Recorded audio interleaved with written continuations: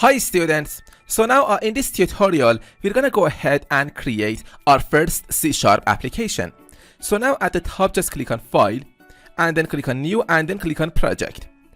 So now let's wait a little bit here. So inside these templates choose Visual C# and then select Windows and then click on Windows Forms application, and you can specify a name for your application, for your C# application. So for the name just type in here C# start,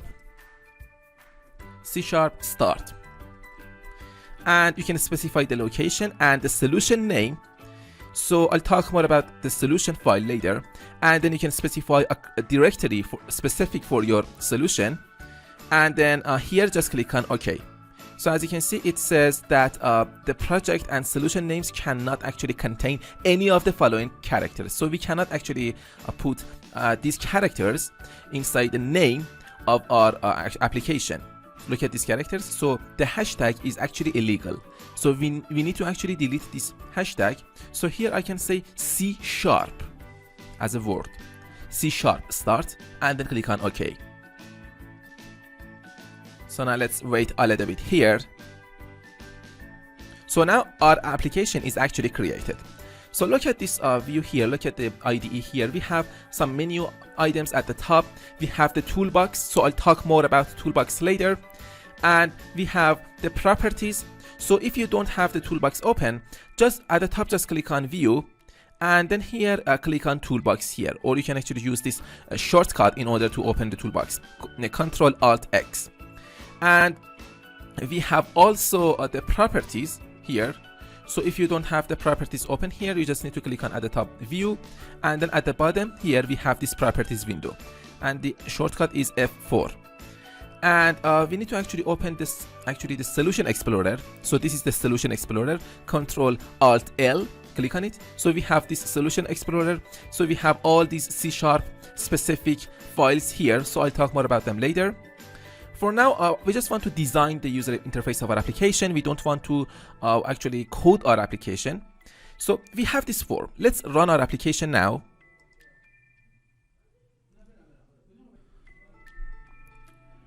So as you can see here, our application is actually running. So this is the form application.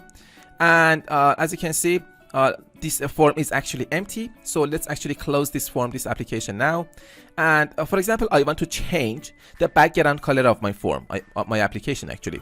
So here I just need to select this form. So let me tell you that these properties and these menus here at the top here, these are actually context sensitive. And this means that when I actually, for example, select this form, specific items, specific properties and specific menu items are going to appear here.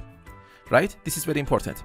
So select this form here, and inside this properties section, let me tell you that you can actually change the place of these properties here by just dragging this properties section here or here at the bottom or at the top. Let me put it here. So now, for example, I want to find the background attribute of my form.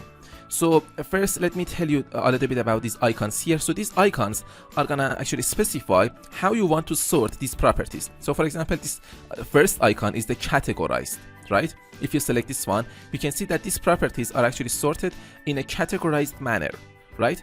And the one that I actually like, the one that I use usually is this one, alphabetical. So this alphabetical icon is gonna actually sort these properties in an alphabetic order. And for example, I want to find the background color attribute of my form. Here I just need to actually just search it here. I just need to find it here. This is the background attribute. I just need to select it and then just click on this little button here, and then I select custom tab, and here I can actually change this background color to yellow. And now the background color of my form is yellow, right? Let's run our application. Just click on this start here at the top, and now our form is actually running. I can actually just make this form a little bit wider so you can see this form here. Let me close this form, and now for example, I want to actually increase the width and the height of this form. So look at these handlers here. We have this bottom handler, this right handler. So I can just select this handler and then just drag it here to the right in order to increase the width, or I can just select this handler and just drag it here to the bottom in order to increase the height. Or we can also increase the width and the height inside these properties. So we just need to find the size attribute. So let me scroll down here. As you can see, we have this size attribute, and we have this width and height, or we can actually put them here. The first value is actually width and the second value is the height.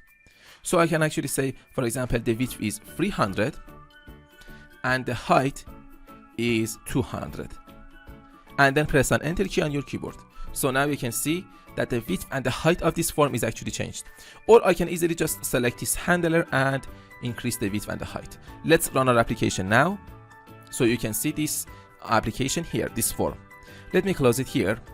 And now, for example, I want to actually drag